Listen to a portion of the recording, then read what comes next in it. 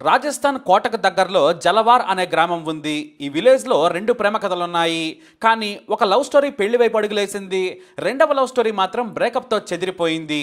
కానీ ఈ రెండు ప్రేమ కథలు ఒకే ఇంటికి చేరాయి. విధి ఆడిన వింత నాటకమని సినిమా డైలాగ్తో కొడతారో, నీచులు ఎప్పుడూ నీచంగానే ప్రవర్తిస్తారని భావిస్తారో, ఈ స్టోరీ విన్నాక ఖచ్చితంగా మీ అభిప్రాయాన్ని కమెంట్ ద్వారా తెలియజేయండి. పూనం వయసు 16 ఏళ్ళు, 10వ తరగతి వరకు చదువుకుంది. అయితే 10th చదువుతున్నప్పుడే ఓ యువకుడితో ప్రేమలో పడింది పూనం. అతని పేరు రాజు ప్రజాపత్, అందరూ రాజు అని పిలుస్తారు. ఈ యువకుడి వయసు 22 ఏళ్ళు. ఇతను గ్రామంలోనే చిన్న చిన్న పనులు చేసుకుంటూ వ్యవసాయం చూసుకుంటూ జీవనం సాగిస్తున్నాడు. ఇద్దరు రహస్యంగా ప్రేమించుకోవడమే కాదు, శారీరకంగా కూడా దగ్గరయ్యారు. దాదాపు 18 నెలల పాటు వీరి బంధం సాగింది.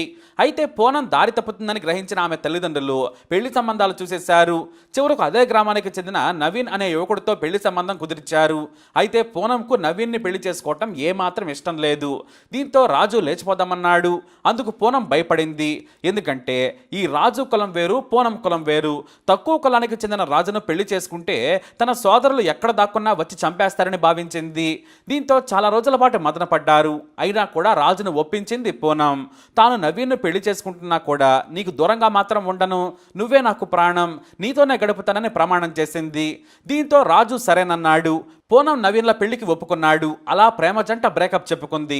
చివరకు 6 నెలల క్రితం నవీన్కు పూనంకు పెళ్లి జరిగింది. కానీ ఎక్కడ గ్యాప్ దొరికినా సరే తన ప్రియుడితో ఎంజాయ్ చేయడానికి చూసేది. ఎక్కువ మధ్యాహ్నం సమయంలో తమ సొంత ఇంట్లో ఎవరు ఉండరని ఆమెకు బాగా తెలుసు. అందరూ వ్యవసాయ పనుల కోసం వెళ్ళిపోతారు. ఇల్లు ఖాళీగా ఉండేది.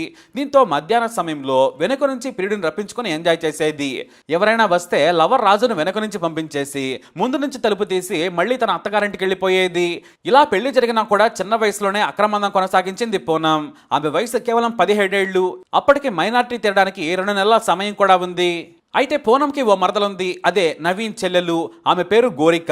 ఇంటర్మీడియట్ 2nd ఇయర్ చదువుతోంది. ఈమెది మరో ప్రేమ కథ. అదే గ్రామానికి చెందిన యువకుడిని ప్రేమించింది. ఈమె వయసు కూడా 17 ఏళ్లే.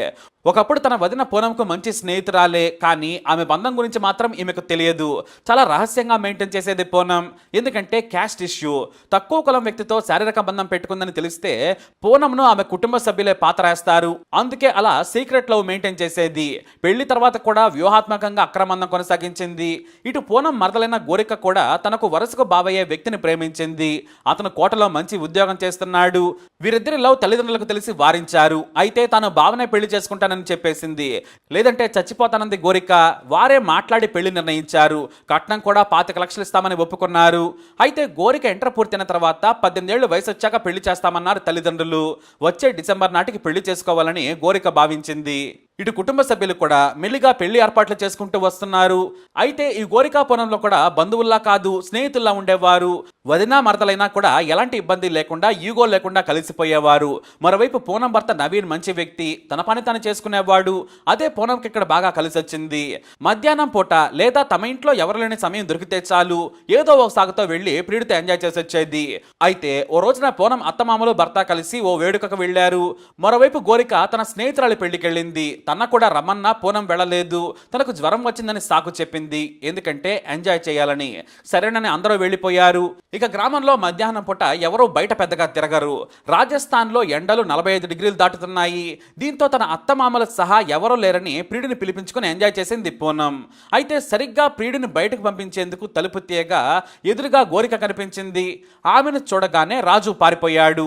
రాజును తమ ఇంట్లో చూసి గోరిక షాక్ అయింది. మన ఇంట్లో ఇతనేం చేస్తున్నాడని నిలదీసింది. వారిని మనం ఇంట్లోకి రానివ్వం కదా, నువ్వెందుకు రానిచ్చావని నిలదీసింది. మన ఇంట్లో కరెంటు పని చేయకపోతే పిలిపించి చెక్ చేయించాను, ఇప్పుడు సెట్ చేశాడు, కరెంటు బాగానే వస్తుందని తెలిపింది. అయితే ఇంట్లోకి వెళ్ళిన గోరికకు అనుమానం కలిగింది. తన వదిన బెడ్రూమ్లో చూడగా అంతా చంద్రవందరగా కనిపించింది. పైగా మల్లెపూలు బెడ్ మీద కనిపించాయి. ఈ పూలు ఎక్కడవని అడిగింది. మా అమ్మ ఇచ్చి వెళ్ళిందని చెప్పింది. మీ అమ్మ మా అమ్మతో కలిసి ఫంక్షన్కి వెళ్ళింది కదా అంటూ అనుమానించింది. మొత్తానికి తన వదిన దారి తప్పిందని ఆమెకు అర్థమైంది. ఇక రహస్యంగా ఫోన్ గమనించగా చివరి కాల్ రాజు అనే వ్యక్తికి వెళ్ళింది. అయితే పేరు మాత్రం రాణి అని ఉంది. ఆ నెంబర్ని సేవ్ చేసుకున్న గోరిక మొదట ఏమీ అనలేదు. అయితే ఇంత తొందరగా ఎందుకు వచ్చావని గోరికను అడిగింది. ఆ నెంబర్ను సేవ్ చేసుకున్న గోరిక మొదట ఏమీ అనలేదు. అయితే ఇంత తొందరగా ఎందుకు వచ్చావని గోరికను అడిగింది. నా ఫ్రెండ్ పెళ్లి కూతురుని చేసిన తర్వాత పంపించాం, ఆమె వెళ్ళిపోయింది. రేపు పెళ్లికి వెళతాను, అన్నయ్యని తీసుకుని వెళ్తానని చెప్పింది గోరిక. అయితే గోరిక సడన్గా వస్తుందని ఊహించలేదు పూనం. అయితే మన ఇంట్లోకి రాజు వచ్చినట్లు మీ అన్నయ్యకు చెప్పకు, అతన్ని ఎందుకు పిలిచావని నన్ను కొడతాడు, ఈ విషయం వదిలేయమని బ్రతిమలాడింది. కరెంటు బోర్డు రిపేర్ చేయడానికి వచ్చాడని చెప్పు, భయం ఎందుకు, ఇందులో దాచేదేముందని గోరిక అంది. దీంతో పూనంకి భయం వేసింది. ఇక తన జీవితం ముగిసినట్టేనని కంగారు పడింది పూనం. మధ్యాహ్న సమయంలో తన గదిలో పడుకుంది గోరిక. అయితే తన గదిలోకి వెళ్లి డోర్ వేసుకుని ప్రియుడికి సమాచారం ఇచ్చింది పూనం. మన విషయం తెలిసిపోయింది, నువ్వు ఇంటికి వచ్చావని తెలిస్తే నన్ను చంపేస్తారు. ఈ విషయం గోరిక ఇంట్లో చెప్పకముందే ఏదో ఒకటి చేయాలని కోరింది. అయితే నేను వచ్చి చంపేస్తానన్నాడు రాజు. అంతే, పదునైన చాకు తీసుకొని పూనం ఇంటికి వచ్చేశాడు. ఆ సమయానికి గాఢ నిద్రలో ఉంది గోరిక. ఆమె నోటిపై దిండు వేసి బలంగా అదిమింది పూనం. పెనుగులాడుతూ ఉండగానే కత్తితో లోతుగా కట్ చేస్తూ గొంతును కోసేశాడు. అంతే, రక్తం మొత్తం చెందింది. ఆ తర్వాత కొన ఊపిరితో కొట్టుకుంటున్న గోరికను వదిలేసి బయట నుంచి గడియ పెట్టేశారు. అక్కడి నుంచి రాజు పారిపోయాడు. ఇంటికెళ్ళి రక్తంతో తడిచిన బట్టలు మార్చేసుకున్నాడు. మరోవైపు తన బట్టలు కూడా మార్చుకుంది పూనం. రక్తం నిండిన బట్టలను కాల్చేసింది. ఆ తర్వాత గోరిక గది గడియ తీసి తన గదిలోకి వెళ్ళి పడుకుంది. ఇక 4:30కు పూనం భర్త ఇంటికి చేరుకున్నాడు. ఇల్లంతా నిర్మానుష్యంగా ఉంది. తన బెడ్రూమ్లో భార్య పూనం నిద్రపోతోంది. ఆమెను నిద్ర లేపాడు నవీన్. తన చెల్లెలు గోరిక పెళ్లి నుంచి రాలేదా అని అడిగాడు. ఏమో నాకు తెలియదు, నేను నిద్రపోయాను, తలుపును దగ్గరకేసి ఉంచాను, అలానే నిద్ర పట్టిందని బొకాయించేసింది. అయితే గోరిక గది తలుపు తీసి చూడగానే నవీన్ వణికిపోయాడు. బెడ్ మొత్తం రక్తంతో నిండి ఉంది. తన సోదరిని గొంతు కోసి చంపారని తెలిసి కేకలేశాడు. గోరికను ఎవరు చంపారు, నువ్వే చంపావా అంటూ వణికిపోతూ అడిగాడు. నాకు తెలియదు, నేను నిద్రలో ఉన్నాను, నాకేమీ తెలియదని భయంతో నటించేసింది పూనం. వెంటనే తన తల్లిదండ్రులకు సమాచారం ఇచ్చాడు. ఆ తర్వాత పోలీసులు క్రైమ్ సీన్ చూసి ఇది దారుణ హత్య, దిండుతో అదిమి అరవకుండా చేసి హత్య చేశారని పోలీసులు నిర్ధారించారు. అయితే పక్క గదిలో నిద్రిస్తున్న పూరన్ను ప్రశ్నించారు పోలీసులు. తనకేమీ శబ్దం వినిపించలేదు, నేను నిద్రపోయాను, అసలు పెళ్లి నుంచి గోరిక వచ్చిందో లేదో కూడా తనకు తెలియదని ఫొకాయించేసింది. అంతేకాదు, గత 2 రోజుల నుంచి మేము మాట్లాడుకోవడం లేదు, మాకు చిన్న గొడవ జరిగిందని రకరకాల కథలు అల్లేసింది. అయితే పోలీసులు గ్రామస్తులను విచారించగా ఓ వ్యక్తి తాను రాజు అనే అబ్బాయిని చూశానని, వీరింటి ముందే చూశానని చెప్పాడు. నేను బైక్ మీద వెళ్తుండగా ఇంట్లో నుంచి వెళ్తుండగా చూశానని పోలీసులకు రహస్యంగా సమాచారం ఇచ్చాడు. అంతే, పోలీసులు రాజును అదుపులోకి తీసుకొని తమదైన సెల్లో విచారణ చేయగా నిజం ఒప్పుకున్నాడు. అంతేకాదు, పూనం కూడా తన సీక్రెట్ అఫైర్ గురించి మొత్తం విప్పేసింది. రాజును పెళ్లి చేసుకోవాలనుకున్నాను, కానీ మా వాళ్లకు భయపడి ఇష్టం లేకున్నా నవీని పెళ్లి చేసుకున్నాను. మేమిద్దరం గదిలో గడిపిన తర్వాత సడన్ గా గోరిక వచ్చింది. ఆమె మమ్మల్ని అనుమానించింది. నా గురించి ఇంట్లో వాళ్ళకు చెబుతుందన్న భయంతో ప్రియుడు రాజును పిలిచి హత్య చేశానని నిజం ఒప్పుకుంది. ఈ ఘటనతో గ్రామంలో అలజడి చెలరేగింది. పూనం మీద దాడి చేశారు గ్రామస్తులు. మరోవైపు ఆమె తల్లిదండ్రులు, కుటుంబంపై కూడా దాడి చేయడానికి ప్రయత్నించగా పోలీసులు వారించారు. పూనంకు రాజుకు కఠిన శిక్ష పడేలా చేస్తామని హామీ ఇచ్చారు పోలీసులు. అలా 2 ప్రేమ కథలు ఒకే చోటకు చేరాయి. కానీ పూనం చేసిన పనికి గోరిక ప్రాణం పోయింది.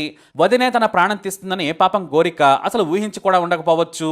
అయితే పూనం ఎంత పెద్ద లపాకి అని కూడా ఎవరూ ఊహించలేదు. తన పరువు కోసం ప్రాణం తీసింది.